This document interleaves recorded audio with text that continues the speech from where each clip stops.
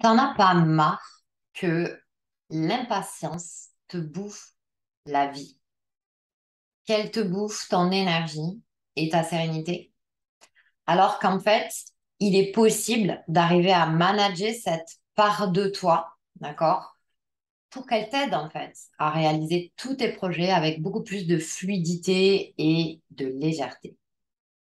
L'impatience, ça peut littéralement tuer tes projets, ralentir le développement de ton activité, ralentir ta croissance personnelle, ton évolution, tuer ta joie de vivre et freiner, voire même te stopper dans tes accomplissements. Et pourquoi je te dis ça? Pourquoi je fais cette vidéo aujourd'hui? Parce que je remarque souvent chez mes clientes, et attention, chez moi aussi, d'accord? Je me mets pas du tout en dehors du truc. Moi aussi, je suis pas une exception parce que moi aussi, j'ai travaillé cette part de moi et j'y travaille encore parfois.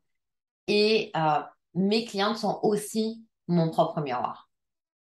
Et ce que je constate, c'est que celles qui sont le plus impatientes d'atteindre des résultats, ben, plus elles sont bloquées avec ça, plus elles se bloquent elles-mêmes et plus, en fait, ça dure. En fait, ce qui se passe, c'est que tu angoisses tellement de ne pas y arriver. Tu as une perception tellement émotionnelle et forte du jour où ça se passera autrement, le jour où tu seras différente, le jour où tu atteindras tes objectifs. Alors, soit pour certaines, c'est d'avoir leur premier client, d'avoir plus de clients, soit d'avoir des meilleures relations au travail, soit se lancer, soit de démarrer une nouvelle activité qui fait sens, soit de sortir de l'autosabotage intérieur pour vraiment retrouver leur pouvoir intérieur et leur joie intérieure. Bref, tu perçois tellement d'écart entre la personne que tu es aujourd'hui et la vie que tu veux avoir que ça crée encore plus de tension, encore plus de peur, encore plus d'angoisse, encore plus de doutes. Et qu'est-ce qui se passe à ce moment-là? Plus d'action. Tu sais, c'est le blackout total. Il n'y a plus personne. Et au lieu d'avancer justement, tu vois, pas à pas, ce sont celles qui restent le plus longtemps dans ce mode, dans ce cycle et qui alimentent le plus qu'elles ont un problème et qui restent vraiment le plus dans l'inaction. Ok, donc, vive le cercle vicieux, infernal de l'autosabotage, les filles. Alors qu'en fait, il est vraiment possible d'arriver à manager les deux parts de nous. Les deux parts, c'est-à-dire l'impatience et la patience, pour arriver à atteindre ses objectifs, pour sortir de ce cercle vicieux-là, justement. À l'inverse, pour définir, mais qu'est-ce que c'est la patience? La patience, c'est notre aptitude à s'adapter aux désagréments de la vie, aux situations extérieures et à nos propres cycles intérieurs. OK? On a tous besoin d'aide pour démarrer un projet, pour persévérer, pour évoluer vers la vie qu'on veut vraiment. Et surtout, on a tous besoin d'apprendre à gérer ces deux polarités en nous. Ces deux parts de nous qui font finalement, qui font partie d'une même pièce. OK? C'est la partie accueil, acceptation, lâcher prise qu'on cherche tant à avoir en fait. Surtout quand on veut se lancer dans une nouvelle vie. Quand on veut entamer un travail sur soi pour se dépasser, atteindre des objectifs qu'on n'a jamais encore atteints. Donc, on doit apprendre à manager ces deux parts de nous. Je dis ces deux parts de nous parce que si vous percevez votre impatience à certains endroits de votre vie, c'est que par ailleurs, au même degré, vous utilisez aussi l'opposé, c'est-à-dire la patience, au même degré dans d'autres domaines de votre vie. Et ça, c'est une prise de conscience essentielle pour commencer vraiment à maîtriser ces deux parts de nous. Parce que sinon, quand on perçoit par ça, on va subir soit une partie, soit une part, soit l'autre, en fait. C'est-à-dire, si vous ne maîtrisez pas votre impatience dans certaines situations, c'est que vous ne maîtrisez pas non plus dans d'autres situations votre patience. Si je suis trop impatiente, que je veux que ça se fasse tout de suite, euh, du coup, on se fait croire qu'on accueille, on se fait croire qu'on accepte, alors qu'en réalité, à l'intérieur de nous, ben, on ressent de la colère, de ne pas être compris, de ne pas y arriver, de ne pas être soutenu, de ne pas avoir des résultats immédiats. Et trop souvent, sans tenir compte des paramètres qui ne dépendent pas de vous. Et ça, c'est le premier point hyper important. Premier point, ou peut-être c'est un rappel pour certaines, mais vraiment, ancrez une bonne fois pour toutes. Si vous avez tendance à vouloir trop tout contrôler, c'est que vous avez aussi une grande peur de l'engagement, que vous aimez vous sentir spécial et que ça va créer, ça va générer chez vous une part excessive de pression vis-à-vis de l'extérieur, vis-à-vis des autres, de votre entourage et des choses qui ne dépendent pas de vous directement. Et ça, c'est l'erreur qu'on fait quand vous êtes dans ce cas. Dites-moi en commentaire si vous vous reconnaissez là-dedans, si vous ressentez de la colère, de l'injustice, quand les choses se passent pas comme vous voulez, quoi, tout simplement. Ben là, même si c'est pas évident pour vous parce que vous êtes guidé soit par la peur d'être trahi, soit par la peur d'être rejeté, ben là, spécifiquement, j'aimerais recadrer ce point essentiel. C'est que vous devez d'abord être consciente des choses qui dépendent de vous uniquement. OK? Comme je sais pas, faire des actions spécifiques qui viennent nourrir vos valeurs. Faire des actions qui vous rapprochent de votre but. Donc, si je veux me sentir plus sereine, je vais mettre en place des actions comme prendre un coach, par exemple, suivre un processus qui est éprouvé, faire certaines actions en lien avec ça. Donc là, je fais des choses qui sont en mon pouvoir et qui dépendent que de moi, ok? À l'inverse, si je focalise mon attention sur l'attente d'un résultat ou d'un comportement qui ne dépend pas de moi, c'est-à-dire, peut-être, on va prendre l'exemple d'avoir une augmentation, ok? Ben, à ce moment-là, si je ne fais pas la différence entre ce qui est en mon pouvoir et ce qui ne l'est pas, je vais me créer une frustration, une déception, une tristesse qui est liée directement à cette attente irréaliste que j'aurais posée sur quelque chose qui ne dépend pas uniquement de moi. Ok. Ce qui dépend de moi dans ce cas-là, c'est oser demander une augmentation, c'est préparer mon entretien, c'est préparer la négociation, c'est demander une date précise pour un entretien avec ma direction. Et ça, ce sont les actions qui sont en mon pouvoir, que je peux contrôler. Et c'est des actions qui sont déjà des résultats, OK? Qui ne dépendent que de vous. Et je peux déjà être fière de ça, de ce que j'ai accompli à ce niveau-là. Mais le but d'avoir une augmentation est un but qui ne dépend pas uniquement de moi.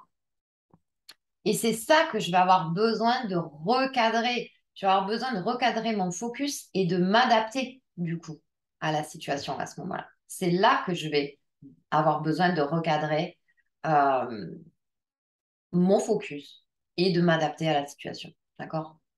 Donc, plus vous remettez votre pouvoir aux mains des autres, aux situations extérieures, plus vous perdrez la maîtrise de votre vie, de votre sécurité intérieure, de votre sérénité, de vos émotions et de vos actions conscientes. OK? En posant des attentes sur quelque chose qui ne dépend pas de vous. Plus vous allez créer ça, plus vous allez faire ça, plus vous allez créer la déception et la frustration qui va avec. Et plus vous renforcez du coup le cercle vicieux de l'autosabotage et de ne pas y arriver, etc., etc. Et ça, c'est une chose importante à souligner parce que la souffrance que vous avez qui crée cette impatience derrière est souvent liée à des choses qui ne dépendent pas de vous. Okay. Et vous oubliez trop souvent ça.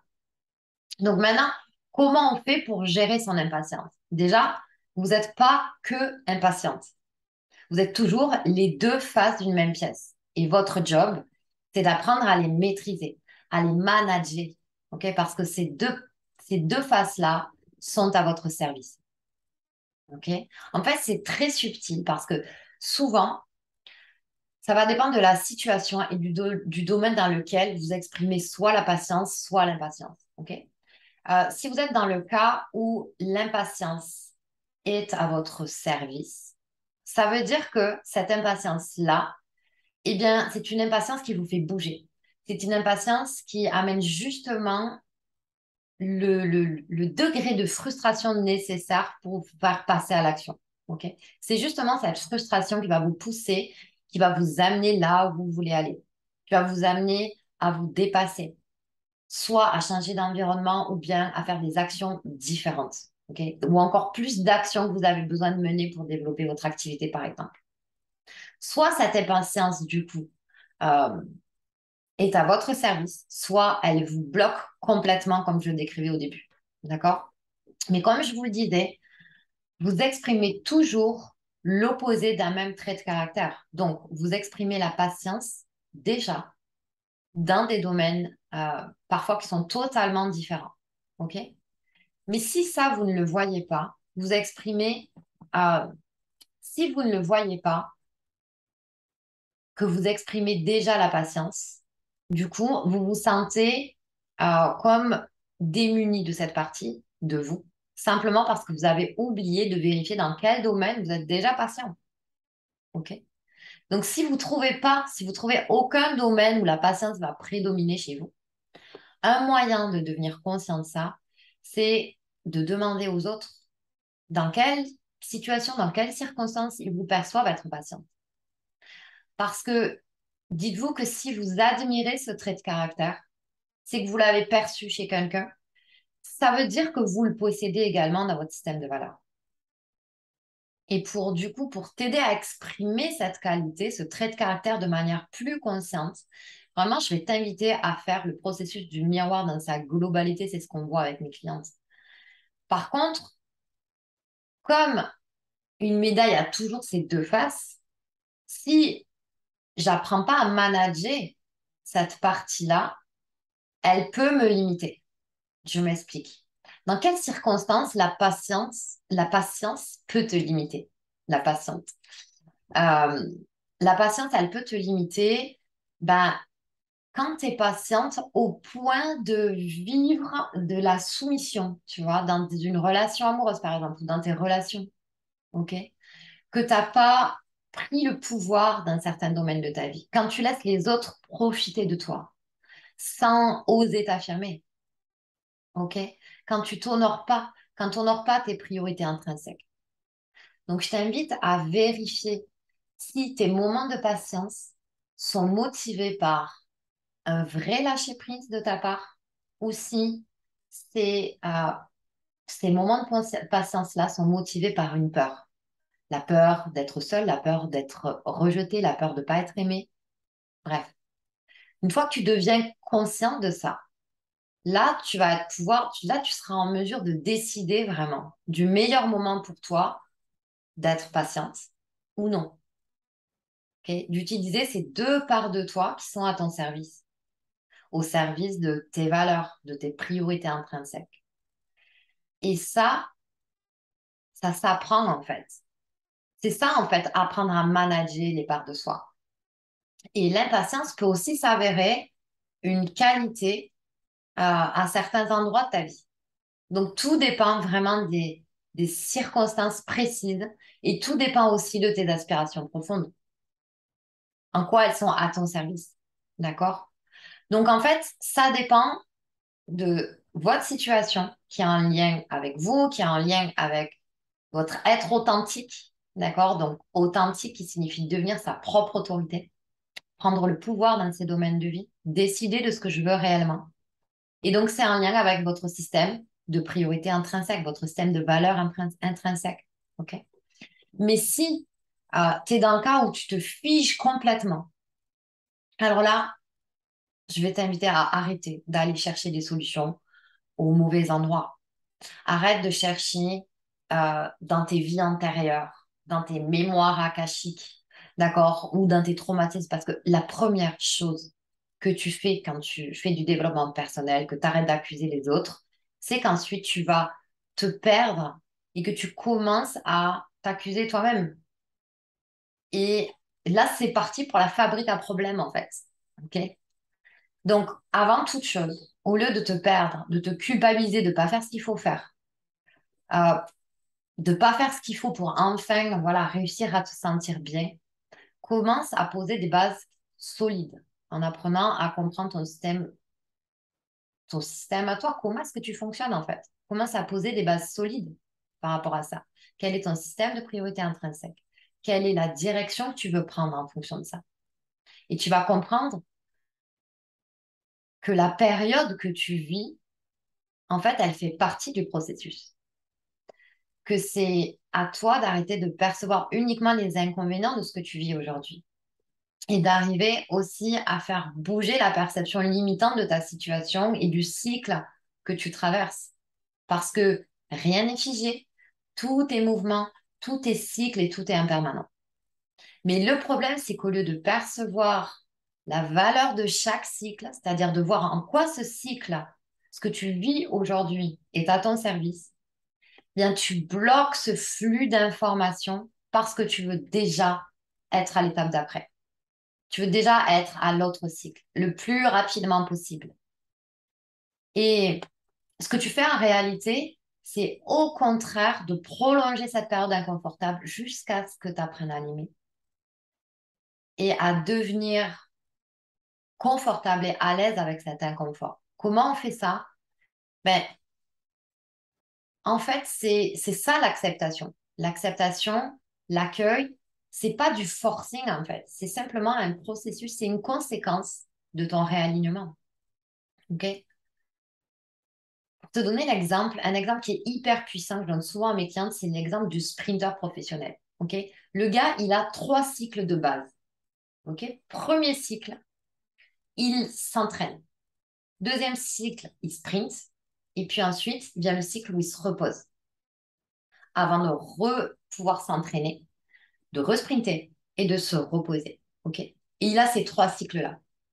Mais si, quand il est en train de se reposer, il est en train de se dire, vite, je devrais être en train de m'entraîner, vite, je dois être en train de sprinter. OK, j'ai pas le droit de me reposer. Ben, en fait, ce qui se passe, c'est qu'il va pas bénéficier du repos nécessaire à sa nouvelle performance, du repos dont il a vraiment besoin pour repartir dans un nouveau cycle d'entraînement et pour améliorer son cycle, en fait, pour améliorer son nouveau sprint, pour avoir de meilleurs résultats. OK? Donc, apprenez à percevoir la valeur du cycle dans lequel vous êtes. Pourquoi? Parce que la valeur, ça veut dire quoi? Ça veut dire qu'il y a percevez les informations que vous avez à percevoir, en fait. Vous avez à recevoir de chaque cycle que vous traversez avant de vouloir en sortir. OK? Parce que vous vous privez d'une énorme opportunité de grandir.